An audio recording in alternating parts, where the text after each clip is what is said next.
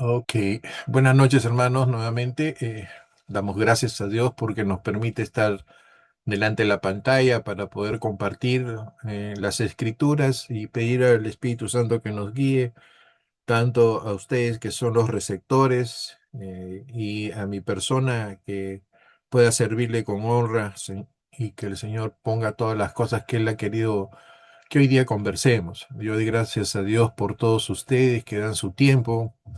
Sé que algunos a veces se complican con el horario y hacen un esfuerzo. Bueno, el Señor retribuya eso con alegría en su corazón y el gozo y mantenga su fe intacta.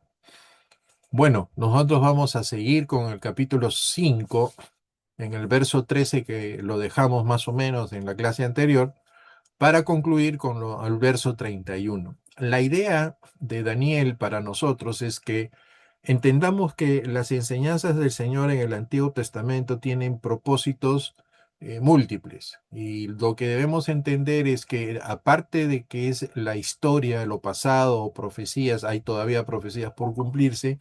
Lo que el Señor está tratando es de que le entendamos. Hemos utilizado mucho el versículo de Jeremías 9, 23, 24, en la cual nos insta Él a que nosotros entendamos y lo conozcamos. La forma de entender y conocer es a través de que el Señor no se mueve desde el inicio que estaba Adán y Eva y tuvo que ejercer toda la misericordia para no perder lo que Él había creado, que es el hombre. Ha tenido la paciencia suficiente para llegar hasta ahora a nosotros, en nuestro tiempo, en las cuales nos permitió acercarnos a Él y nos aceptó como sus hijos por medio de Jesucristo y por medio de la gracia que nos ha dado. Entonces, nosotros vemos en esto que lo que pasó con Adán, lo que pasó con Abraham, lo que pasó con Moisés, con Isaac, pasaron el pueblo de Israel por el desierto, si nos damos cuenta y nos percatamos, es la misma estructura que ahora está sucediendo con Babilonia. Para nosotros entender es que lo grande del Señor es que nunca Él hasta donde ha mostrado en la palabra, ha hecho las cosas porque había problemas, no como nosotros, ¿no? Cuando hay un problema vemos cómo solucionamos. Ya el Señor lo había establecido. Para eso estaban sus profecías, estaban sus sentencias. Y lo que ocurre con Babilonia, que hemos estado viendo nosotros, ya estaba en Jeremías descrito, de que el pueblo por el pecado de Judá iban a ser traspasados a Babilonia, pero a los 70 años él iba a castigar a aquellos que castigaron al pueblo de Judá. Entonces es este el momento en el que se está por cumplir esa sentencia del Señor, porque es este el momento en que si nosotros vamos a ir viendo ya para poder describir, vamos a encontrar la caída de Babilonia en manos de otro imperio. Por consiguiente, vamos viendo cómo podemos seguir leyendo en la palabra de Dios y entendiendo cómo se mueve el Señor. Las sentencias del Señor no es porque ocurren las cosas ahí. Las sentencias ya están estipuladas. No es un Dios que improvisa en las circunstancias. No es como nosotros. Él lo tiene establecido y eso es gracias al Señor porque por eso es su justicia, por Él es justo, ¿no? Entonces, vamos a seguir leyendo. Capítulo 5, verso 13. Daniel es traído ante el rey. Para resumir un poco, porque esto lo dejamos nosotros dentro de la reunión que estaba y el deseo del rey en ese momento, Belsasar, por el miedo que tenía, por lo que había visto en la pared, llama a Daniel, ¿no? Para poder, en principio Daniel no estaba en la reunión, en la cena, ¿no? Es que no estaba tomado en cuenta.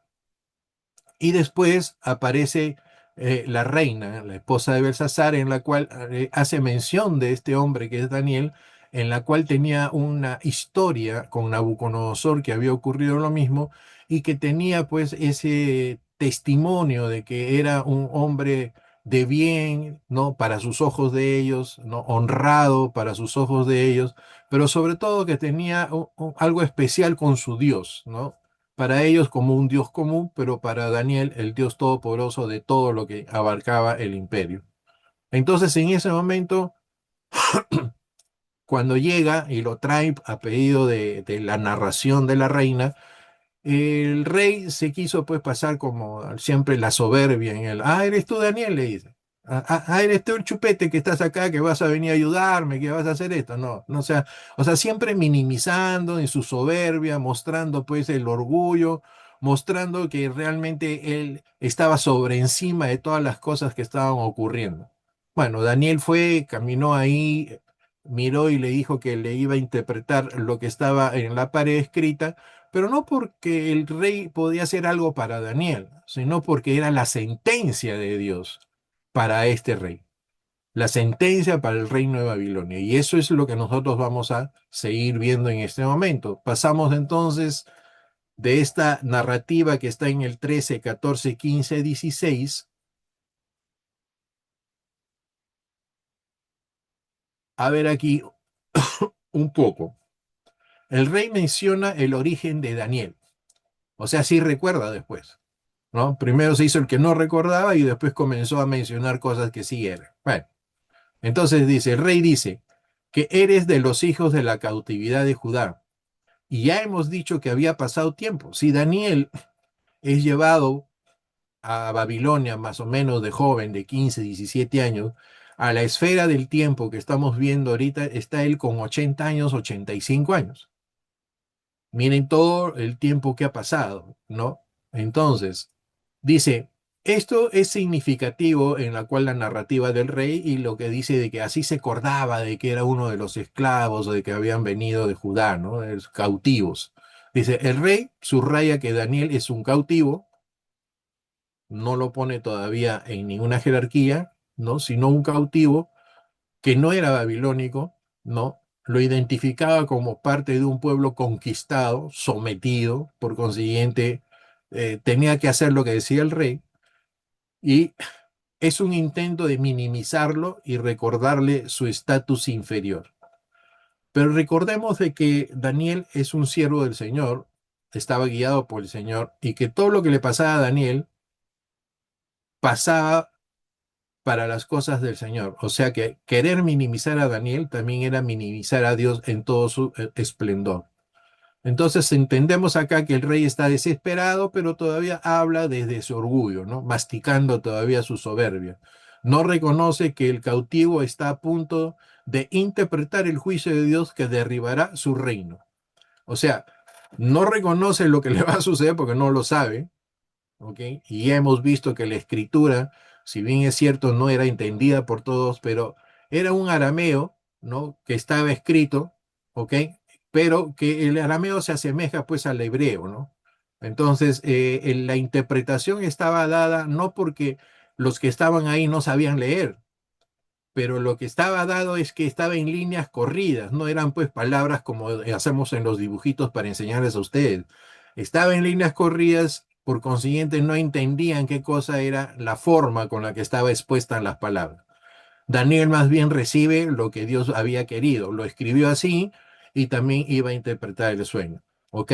Entonces, el rey, totalmente fuera del contexto de entender las cosas, no sabía que el que estaba ahí primero le iba a narrar lo que Dios había puesto en la pared y segundo que había de concluir su reino. Pero el concluir su reino también iba a concluir su vida. ¿Ok?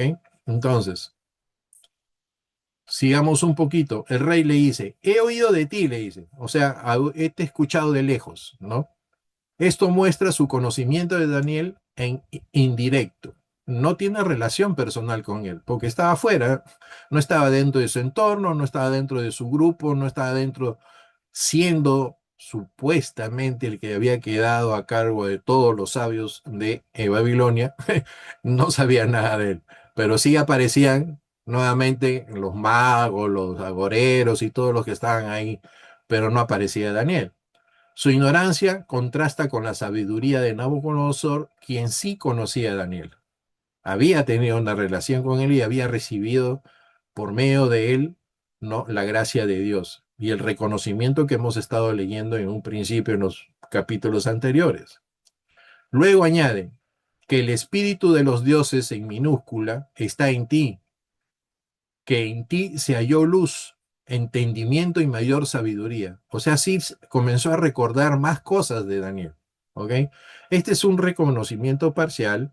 El rey admite que Daniel tiene una sabiduría superior, pero la interpreta como una cosmovisión pagana, como si fuera de otro Dios, no como el Dios único y todopoderoso que nosotros creemos, ¿ok? No reconoce a Dios como el verdadero. El rey confiesa el fracaso de sus sabios. En el verso 15, el rey admite, los sabios no pudieron leer la escritura, no pudieron interpretarla, ¿ok? Este doble fracaso prepara el terreno para Daniel. El rey reconoce que su sistema religioso ha colapsado. Comienza a percatarse de que el único que podía, en medio de todo lo que él tenía a su alrededor, era Daniel, para poder enseñarle lo que estaba ahí escrito. Pero todavía no reconoce que su reino también está a punto de colapsar. Bueno, verso 16. El rey repite la oferta. ¿Qué hace el rey para obligar, ¿ok?, a quien sea alrededor y también a Daniel para que le dé la respuesta? Hace un ofrecimiento, ¿ok? Que quiere comprarlo, ¿no? De esta manera, para que él esté sometido y le dé toda la interpretación, ¿no? De esa manera. Pero ahí viene. ¿Qué cosa ofreció el rey? Vestido de púrpura, que entre comillas estaba ofreciendo autoridad, ¿ok? Un collar de oro que normalmente se ponían para andar por toda la ciudad o era reconocido honor de parte de la realeza. Y el tercer señor en el reino, porque ya hemos dicho que el primero fue Nabucodonosor, ¿no? Pero después quedó el papá de Belsasar, que sí era el sustituto y él era el primero en ese momento. Entonces, el papá de Belsasar estaba dando vueltas por todo el territorio babilónico, pero quedó a cargo Belsasar y la palabra de Dios refleja a Belsasar como si fuera el rey, ¿no? Pero acá en la escritura el Señor permite de que él mencione y que pueda decir que si le quería dar alguna autoridad a Daniel, era el tercero, o sea, después de él seguiría Daniel, ¿ok? Entonces, pero aquí hay una ironía teológica. El rey ofrece poder en un reino que esa misma noche sería destruido. Miren lo que iba a pasar. O sea, ofrece todo lo que pueda ofrecer, pero él no sabía que en esa misma noche ya iba a ocurrir el colapso. Ofrece púrpura y oro a un hombre que no necesitaba nada en Babilonia. Ya tenía todo en el Señor. Ofrece el tercer lugar porque él mismo era el segundo, corregente, como digo, de su papá que era Nabonodido. Nabonido, hasta ahora no aprendo el Nabononido. Nabononido. Nabónido, esa sería la palabra, tiene acento. ¿Ok? Observación inductiva. El rey cree que puede comprar la revelación con honores humanos. Daniel demostrará que la revelación viene solo de Dios y viene como sentencia. O sea, no tenía que comprar nada ni Daniel necesitaba nada. Ok, ahora sí vamos a hacer la introducción ya a lo que nos corresponde. Yo quisiera mostrarles algo antes de, porque a partir de ahora vamos a tratar de incrustar una enseñanza cristocéntrica con lo que se está enseñando ya al final de este capítulo. ¿Ok? Y aquí es bueno que entendamos algo. Una predicación cristocéntrica no consiste en forzar a Cristo dentro de cada versículo. O sea, acuñarlo como sea en cada versículo. No es eso ser cristocéntrico, sino en mostrar cómo el pasaje encuentra su lugar en la historia de la redención que culmina en Jesucristo. Si nosotros recordamos todo el proceso de Nabucodonosor y la estatua, cómo venía con todos los imperios, y al final que la destrucción de esta estatua era de una piedra que venía no tallada al final, y que hemos dicho que esta piedra era el Mesías, que era nuestro Cristo, entonces se está haciendo los papeles ahora que estamos viendo, terminando, avanzando con Daniel, de que el tiempo y la razón de todo lo que estaba ocurriendo, aunque no lo entendieran ellos, estaban abriendo el espacio para la redención nuestra, para la llegada del Mesías en su momento. ¿Qué dice acá? Y comenzando este Moisés y siguiendo por todos los profetas, les declaraba en todas las escrituras de lo que él decía. ¿Ok? ¿Qué cosa quiere decir? Que aquel que enseña las escrituras como profeta no habla de sí, sino de lo que Dios está dando. Más que dice, y les dijo, estas son las palabras que os hablé estando aún con vosotros, Jesucristo, que era necesario que se cumpliese todo lo que está escrito de mí en la ley de Moisés, los profetas y los salmos. Esto está apuntalando a que lo que estamos estudiando ahora en Daniel está incluido en esto que estaba hablando Jesucristo. Hablaban de mí en la ley de Moisés, los profetas y los salmos. ¿Ok? Daniel es profeta. Entonces, seguimos. Entonces les abrió el entendimiento para que comprendiesen las escrituras y les dijo, ahí está escrito, así fue necesario que el Cristo padeciese y resucitase de los muertos al tercer día y que se predicase en su nombre el arrepentimiento y perdón de pecados en todas las naciones, comenzando desde Jerusalén. ¿Qué es lo que estaba en este momento que estamos viendo en Daniel? La sentencia al no arrepentimiento, al proceso continuo del orgullo, al proceso continuo de creerse más y ser profanos con todas las cosas que pertenecen a Dios. Entonces la sentencia fue inmediata, fue muerte. Sigamos. En el Daniel 17:19, ¿qué cosa le dice Daniel? Le dice, tus dones sean para ti. O sea, no necesito lo que estás ofreciendo. Te voy a leer las escrituras, le dice el rey. ¿Ok? El Altísimo Dios dio a Nabucodonosor el reino, la grandeza, la gloria y la majestad. Le está haciendo recordar de que él no era el poseedor ni tampoco Nabucodonosor, sino lo que ocurrió en ese momento. Si se acordaba de que él tenía todo el poder, Nabucodonosor también debería acordarse cómo fue humillado por Dios. El tema principal del texto es la soberanía de Dios sobre los reyes de la tierra y la fidelidad de su siervo para proclamar la verdad sin comprometerse. Acá no hay negocio para decir la palabra de Dios. ¿Ok? Daniel anticipa al verdadero profeta. ¿Quién es? Jesucristo. ¿Qué dice Hebreos 1:1? Dice que en muchas formas habló Dios a los antiguos, pero ahora le plació hablar a través de su Hijo. ¿Ok? El mensaje lo trajo Jesucristo nuestro Señor. Y nuestro Señor que dijo, arrepentidos porque el reino de los cielos se ha acercado. Daniel aparece ante el rey sin temor. No busca riquezas, reconocimiento, poder. Su único interés es comunicar fielmente la palabra de Dios, el mensaje que Dios le había dado para sentenciar al imperio babilónico y a su rey. Cristo manifestó esa misma integridad, pero de forma perfecta. Jesús dijo, mi enseñanza no es mía, sino de aquel que me envió. Juan 7:16. Y también yo hago siempre lo que le agrada. Miren estos parámetros y estas formas en las cuales nos está indicando el comportamiento que en nuestro corazón debemos tener hacia Dios. ¿Ok?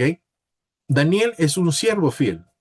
Cristo es el siervo perfecto. Nosotros que todos somos siervos del Señor, no necesariamente por ministerio, pero todos somos siervos porque cuando Dios nos ha rescatado, nos ha hecho esclavos o dulos o siervos de Dios para servir a Dios constantemente. Por consiguiente, somos consiervos, ¿ok? No ministerialmente, sino de esencia y naturaleza, de haber sido rescatados de la manera vana de vivir y de nuestra naturaleza pecaminosa. Por consiguiente, lo que nos queda vivir, dice la palabra, es para servir a Dios. ¿Ok? No olvidemos eso. Más dice, Daniel rechaza los regalos, Cristo rechazó los reinos del mundo. ¿Ok? ¿Se acuerdan de la tentación? Perfecto. Daniel dice, tus dones sean para ti, no podía ser comprado, Daniel. Jesús durante la tentación recibió la oferta mayor de Satanás, le ofreció todos los reinos del mundo y la gloria de ellos si le adoraba a Dios, si le adoraba a Jesús a Satanás. Bueno, se chocó de cabeza. Cristo también rechazó la gloria ofrecida por un camino contrario a la voluntad del Padre. Cristo rechazó por medio de su relación con el Señor, pero utilizó el medio que estaba usando para luchar contra lo que le ofrecían. Escrito está, decía él, hacia toda tentación. Y es el medio por los cuales a nosotros también se nos está dando las formas para poder subsistir hasta que el Señor venga. Ambos muestran que la fidelidad vale más que cualquier recompensa terrenal. Ahora vamos a ver, avanzando un poco, qué tanto es la fidelidad de que hablamos, qué tanto es tener nuestra relación con el Señor, y si realmente estamos inmiscuidos nosotros en que esa palabra fidelidad retumba en nuestro interior. No es una palabra sencilla, no es una palabra que se puede decir tan fácilmente, es una palabra que cala, es una palabra que penetra en nuestro ser y que es respuesta a algo. Y eso lo vamos a ir viendo, ¿ok? La fidelidad es respuesta a algo, no te nace, es respuesta a algo que te han puesto en el corazón.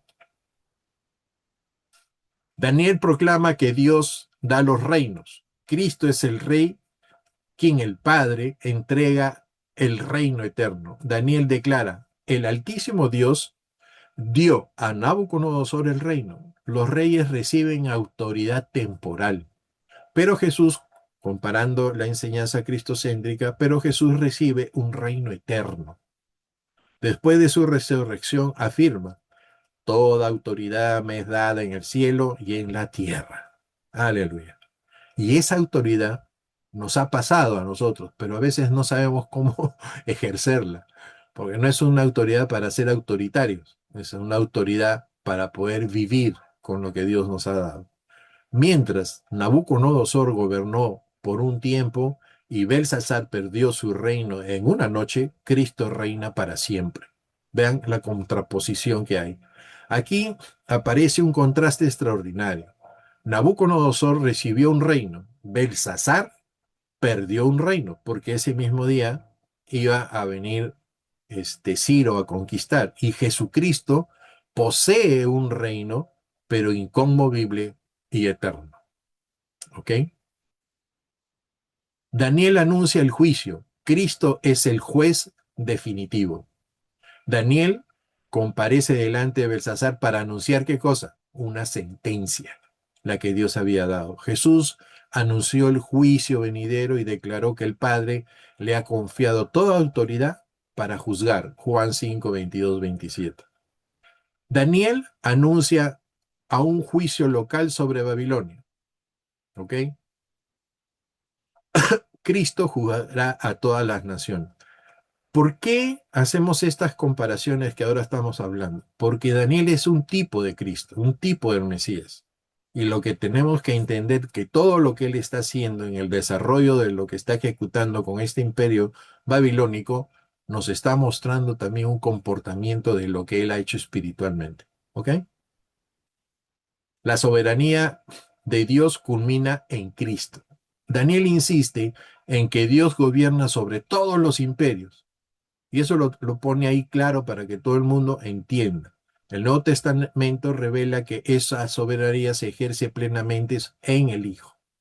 O sea, quien tiene la autoridad y quien somete todo es una sola persona, es Jesucristo, y todo está en él.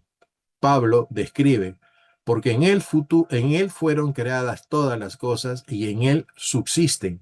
Estas palabras son fuertes en Colosenses 1, 16 y 17, porque primero fueron creadas en él y ahora él las sostiene por el poder de su palabra según la escritura. Y añade, él es la cabeza de todo principado y potestad. O sea, no es un grupo de personas, no es el gobierno, no son las entidades, no son las autoridades que sostienen el gobierno, no. Quien sostiene todo, todo lo que somos y todo lo que está, y sin él no se sostendría nada, es Jesucristo con el poder de su palabra. Lo que Daniel afirma acerca del gobierno del Altísimo encuentra su máxima expresión en el reino universal de Cristo, y esto ya lo hemos estudiado en otras clases, el reino universal de Cristo. Un bosquejo que nos puede ayudar para nuestro estudio. Cuando Dios confronta el orgullo humano, miren todo lo que se está narrando y cómo está ocurriendo cuando el Señor ya sentenció. Ya estamos fritos en ese sentido. No lleguemos pues a ese estado nosotros y busquemos realmente estar en el camino. Un siervo que no vende la verdad. Mucho cuidado. La integridad de Daniel, la fidelidad por encima de la recompensa, el ministerio como servicio, no como negocio. Bueno, cada uno es responsable cómo ejerce su ministerio. Un Dios que concede toda autoridad. Dios es el origen del poder, ¿ok? La soberanía divina sobre los gobernantes, la responsabilidad de administrar la autoridad con humildad. Miren, vuelta a la palabra, la humildad en el corazón. Una advertencia para cada generación. El orgullo precede a la caída. O sea, cuando tú ves una persona muy soberbia, muy elevada, ¿no? Ten presente que eso va a tener un desarrollo o un desenlace que va a ser la caída y va a ser dolorosa a todo nivel, no necesariamente espiritual. Recordar las lecciones del pasado evita repetir los mismos errores. Para eso fueron dadas las escrituras también, para mostrarnos los errores de los demás y nosotros no caer en eso. Dios sigue siendo el rey sobre todos los reyes. La manifestación de la soberanía de Dios en todos los procesos, leyendo la palabra de Dios te das cuenta que Él siempre es el Ser Supremo, el Todopoderoso. Bueno, llegamos al punto crucial del capítulo 5, que son las palabras que están escritas en la pared. Mené, mené, o sea, es una sola palabra, pero se repite dos veces. Mené, mené, tekel, ufarsin. ¿Ok? Entonces ya estamos en el final, que es del 22 al 31. Dice el juicio de Dios sobre Belsasar, Mené, mené, tekel, ufarsin. Este pasaje constituye el clima del capítulo. Daniel no solo interpreta una escritura misteriosa, actúa como portavoz del juicio divino contra el rey que, conociendo la obra de Dios en el pasado, decidió vivir en soberbia. O sea, sabiendo lo que era Dios, bueno, no quiso obedecer. Daniel 5:22, y tú, su hijo Belsasar, no has humillado tu corazón sabiendo todo esto. Miren la sentencia. Tú, su hijo Belsasar, no has humillado tu corazón sabiendo todo esto. Bueno, a nosotros también se nos podría decir, no hemos humillado nuestro corazón sabiendo todo lo que estamos aprendiendo, ¿no? Entonces guardémonos con corazón sincero. No has humillado. El verbo arameo implica rebajarse voluntariamente, reconocer la autoridad de otro y someterse. El pecado de Belsasar no fue la ignorancia, fue la rebeldía consciente. Por eso es ese orgullo, ¿ok? Daniel afirma que el rey conocía la historia de Nabucodonosor en Daniel 4, quien fue humillado por Dios hasta reconocer que, Daniel 4:32, el Altísimo tiene dominio sobre el reino de los hombres. Él reconoció eso, Nabucodonosor. Y Belsasar sabía esto, ¿ok? Hay un principio, el conocimiento sin obediencia aumenta la responsabilidad delante de Dios. Y eso también nos toca a nosotros. El conocimiento sin la obediencia, como dice Santiago, no solo oidores, sino también hacedores, aumenta nuestra responsabilidad delante de la presencia de Dios. Jesús enseñó el mismo principio. Todo aquel a quien se le haya dado mucho, mucho se le demandará. Y entendamos esto que no son cosas. Entendamos esto que es la palabra de Dios. La palabra de Dios, cuando está fluyendo como Dios quiere, somete a nuestro espíritu para que el Espíritu de Dios nos guíe hacia su presencia. ¿Difícil? Sí, porque cuando interviene el orgullo, la naturaleza nuestra, no, y nos es tropiezo, ¿no? En la cual entramos igual como el orgullo, no querer hacer o no querer doblegar nuestra voluntad para las cosas que Dios hace, entonces se complica nuestra vida. Entonces desechemos todo eso y sigamos pues adelante. Para eso esta enseñanza. Daniel 5:23. Belsasar cometió 4 pecados principales. A ver si con esto nos ayudamos. Se exaltó, se exaltó contra Dios. No fue simplemente un orgullo. Su orgullo fue dirigido contra el Señor. Todo orgullo humano es, en última instancia, una competencia con la gloria de Dios. Aprendamos eso. Aprendamos eso con nuestro servicio que hacemos al Señor. Profanó los vasos del templo. Los utensilios del templo estaban consagrados exclusivamente para el culto a Dios. Usarlos en un banquete pagano fue un acto deliberado de desprecio. ¿Ok? 3. Alabó dioses falsos. Daniel menciona plata, oro, bronce, hierro, madera y piedra. Todas las estatuas que quiso tener las puso ahí delante. No reconoció a Dios. Es una ironía. El rey adoraba objetos que no podían ver, oír ni entender mientras despreciaba al Dios vivo. 4. No glorificó al Dios que tenía su vida en sus manos. Nosotros también reconocemos que Dios es el único que tiene nuestra vida. Daniel dice, el Dios en cuya mano está tu vida y cuyos son todos tus caminos. El Dios en cuya mano está tu vida y cuyos son todos tus caminos. Lo mismo es para nosotros. Esta expresión resume una profunda verdad teológica. Dios sostiene la vida. Amén. Dios dirige la historia. Amén. Dios conoce el destino de cada persona. Amén. Aferrémonos a nuestro Dios. Recordemos nuevamente, Mené, Mené, Tekel, Ufarsin.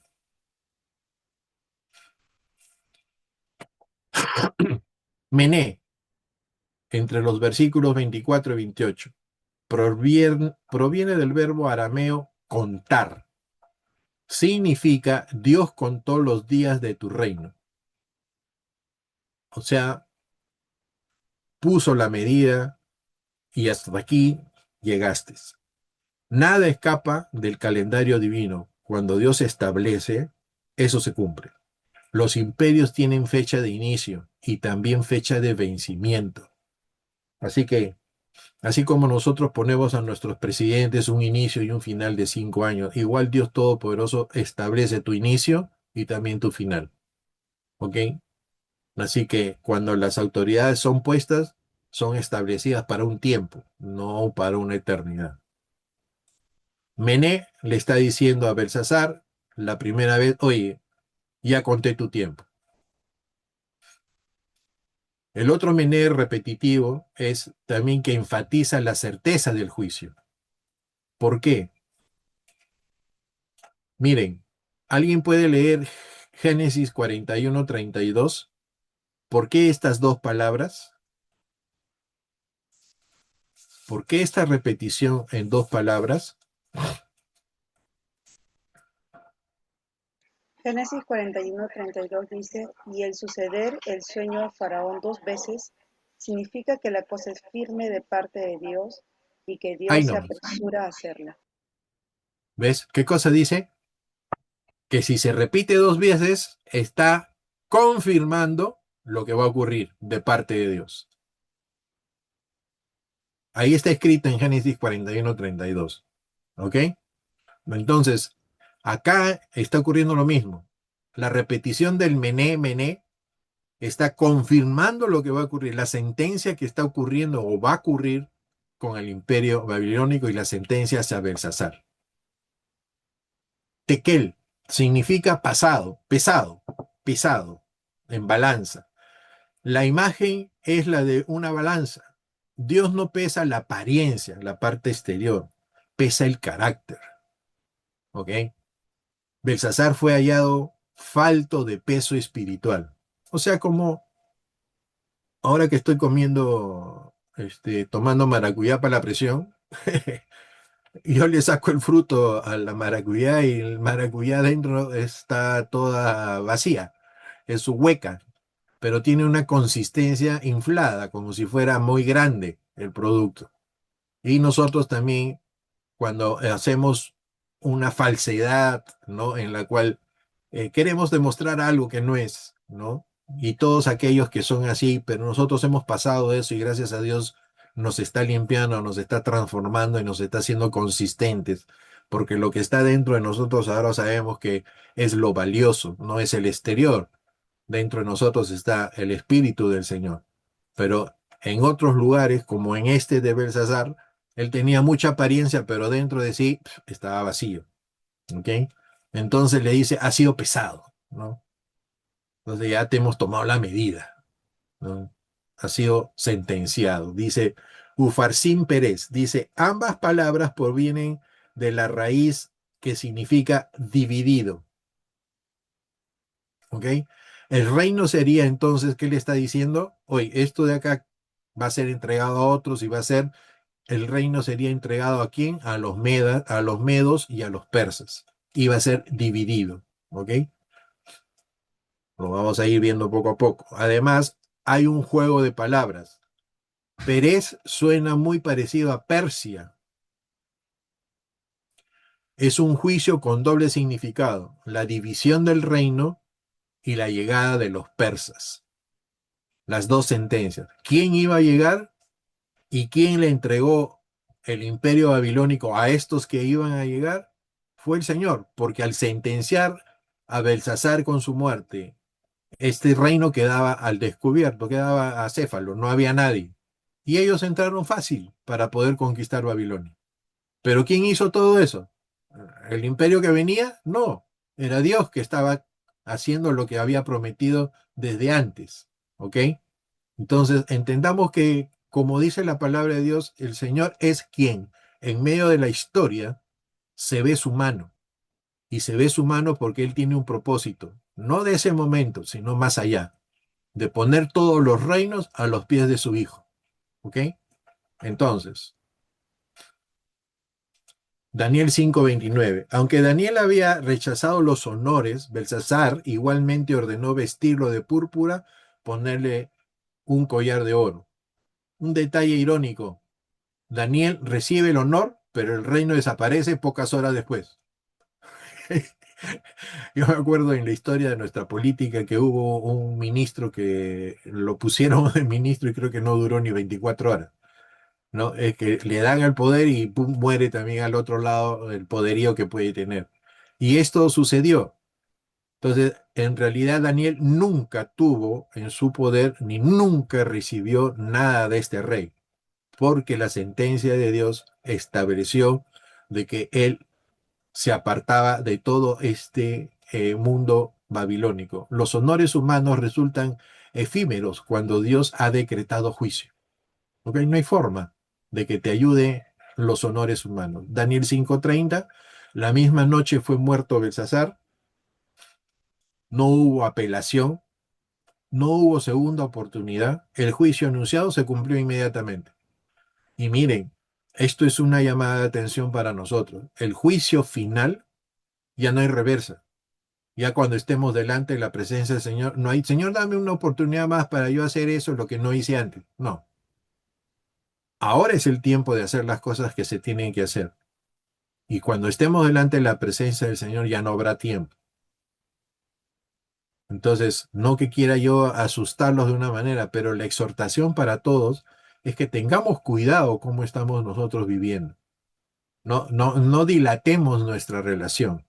No dilatemos la relación que tenemos con el Señor. Tú que escuchas y tú que vas a volver a tener la clase. Oye, no solo te dediques a estudiar, no solo te dediques a leer. Dedícate a hacer las cosas que Dios te muestra para hacerlas, para honrarlo, para bendecirlo, para hacer lo que el Señor hace, porque en el hacer nosotros vamos a encontrar transformación en nuestra vida. No solo en el leer, sino en hacer lo que Dios está haciendo, porque la palabra de Dios en sí tiene poder para transformar, pero haciéndola, obedeciéndola, honrándola. Sigamos. 31. Y Darío de Media tomó el reino. Dice, históricamente la conquista de Babilonia ocurrió en el año 539, cuando el imperio medo-persa tomó la ciudad casi sin resistencia, lo que estábamos hablando. Los persas desviaron el curso del río Éufrates para entrar por debajo de las murallas mientras la ciudad celebraba el gran banquete. ¿Ok? Este hecho muestra el sorprendente cumplimiento del juicio anunciado por Daniel. Respecto a Darío el Medo, existían distintas propuestas entre los estudiosos. Algunos lo identifican como un gobernador designado por Ciro y otros consideran que es un título a un personaje histórico, aunque no identificado con certeza. El texto bíblico, sin embargo, enfatiza el cambio de dominio como cumplimiento de ¿qué? Del decreto divino. No por sus armas, no por su fuerza, no por su ejército, sino porque Dios lo decretó de esa manera. Entendamos que las cosas que nos llevan a nosotros a la presencia del Señor, todas las cosas ayudan a bien a fin de que se cumpla la voluntad de Dios. No por los esfuerzos que nosotros hacemos o por algo que creemos que nosotros hemos hecho por oración, porque hemos obedecido la escritura. No nos creamos por eso, porque el poder no está en eso, el poder está en la misma palabra de Dios. Más bien, nosotros debemos sentirnos bendecidos de que Dios ponga esas cosas para darnos la oportunidad de hacerlas, para poder colaborar con Él en este tiempo que es ya lo último que Dios ha establecido para nosotros de la iglesia de los gentiles. Y miren, así termina toda la estructura que hemos visto, la fiesta de Belsasar, las escrituras en la pared, la sentencia de que ha sido pesado, ha sido visto, o sea, sus actos han sido tomados en cuenta, y la sentencia final, el castigo que es la caída de Babilonia. ¿Ok? El hombre puede exaltar a las personas, pero Dios es el que realmente de él hay que esperar esa, entre comillas, exaltación. ¿No? Y el Señor nos va a exaltar. ¿Por qué? Porque hemos cumplido, como dice Pablo, y que somos dignos de llevar esa corona de vida para Él, para llevarla por la obediencia, ¿no? Entonces, demos gracias al Señor. Y vamos a culminar. La historia de Belsasar nos deja tres grandes verdades.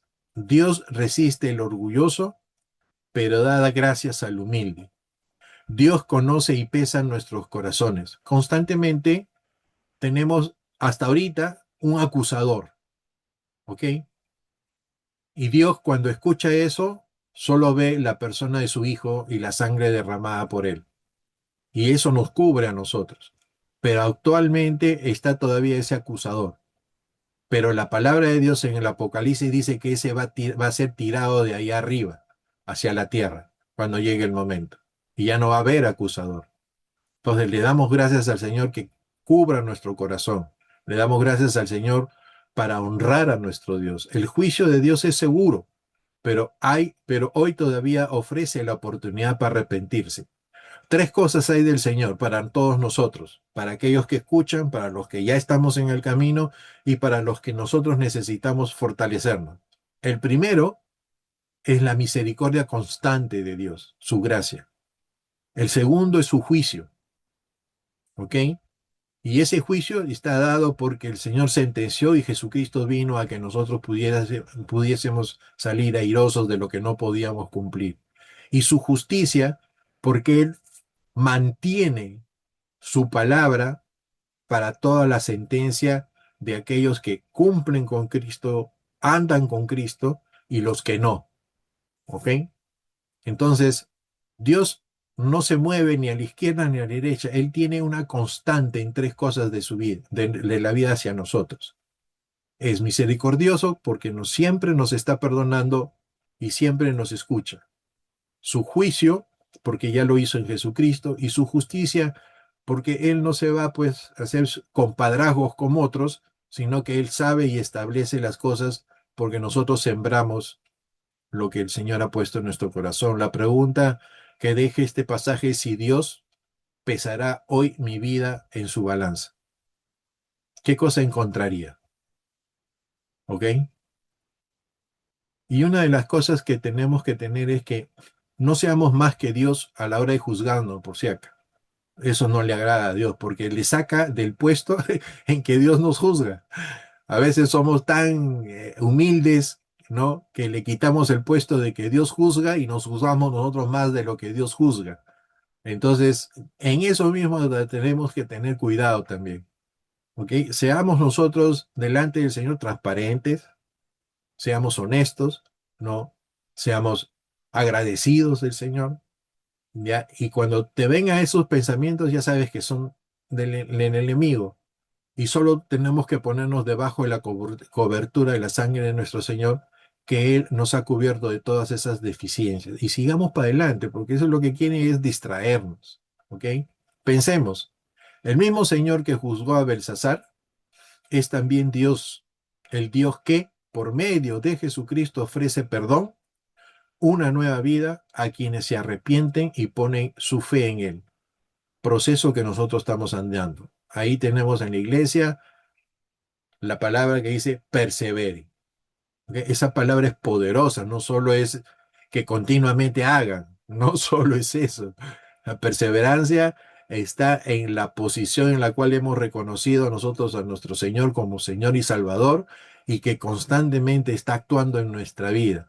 Y que nosotros de eso aflora en nuestro corazón nuestro agradecimiento y nuestra perseverancia en continuar siguiendo guiados por el Espíritu, no por nuestra fuerza, no por nuestro pensamiento, sino que tenemos dentro de nosotros el Espíritu Santo que nos sigue guiando. Mantengamos esa fe y esa mansedumbre para que el Espíritu Santo nos dé en guía y nos muestre la guía.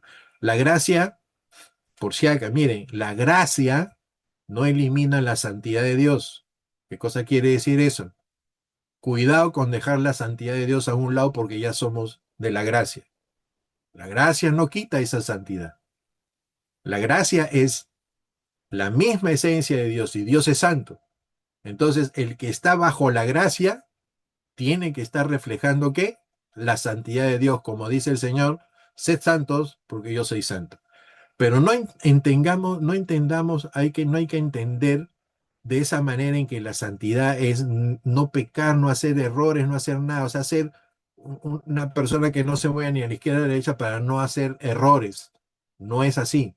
La santidad es estar dentro de la presencia de Dios. Entonces yo te pregunto, si es estar dentro de la presencia de Dios, yo te tengo que decir, oye, no hagas esto, no hagas el otro, no hagas esto, no hagas el otro. No, no es necesario. Cuando uno está dentro de la presencia de Dios, ya sabe lo que no tiene que hacer.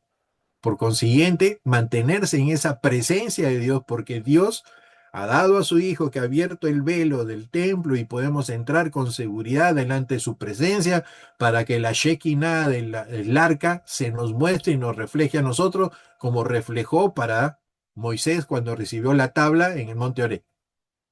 Cuando él bajó con las tablas, la ley del Señor reflejaba su presencia de Dios en su rostro, iluminado. Y nosotros dice la palabra de Dios que somos la sal y la luz. La luz no porque alumbremos en hacer cosas buenas y por eso nos reconocen, no. La luz es Jesucristo. Y si Jesucristo está en nuestro corazón, entonces nosotros vamos a alumbrar. Pero no es beneficio nuestro, no es virtud nuestra. Es porque somos la vasija que mantiene esa luz, porque Dios nos sostiene y nosotros nos aferramos a Él. Entonces, por naturalidad, nosotros vamos a dar ese testimonio. Entonces, no nos esforcemos tanto en portarnos bien, sino que mantengamos aquel que nos da esa luz en nuestro corazón para hacer el bien a los demás, para cumplir con la misericordia. Yo debería preocuparme más por ver en mi corazón y en mi relación con el Señor que yo lo tengo en mi corazón. Y no debiera preocuparme tanto en la parte exterior de mostrar que yo soy cristiano. Eso va a salir por naturaleza. Todos nosotros lo hacemos ya. O sea, no tenemos que buscar en otro lado. Pero una de las cosas que tenemos que perseverar es esa palabra, continuar. O sea, no es un momento nada más en una ocasión de la semana, sino es constantemente, ¿no? Y tampoco ser los excesivos espirituales, no, sino los que somos espirituales, los que andamos en conocimiento de la palabra, del bien, del mal, y que sabemos que necesitamos la presencia del Señor en nuestro corazón para poder hacerlo, y que no somos nosotros que generamos la voluntad, sino que el querer y hacer nace exclusivamente de la persona de Cristo en nosotros, de su palabra. Él es el que pone eso. Entonces vamos a ver que vamos a caminar en fe, ¿no? Vamos a caminar anhelando la esperanza que el Señor nos ha prometido de que Él viene pronto y vamos a estar en su presencia, y que vamos a ser utilizados en este tiempo de espera para que otros se acerquen a la vida y a la presencia de nuestro Señor con amor, no censurados, tampoco ocultando el pecado, pero más que todo amados como el Señor nos ha amado a nosotros.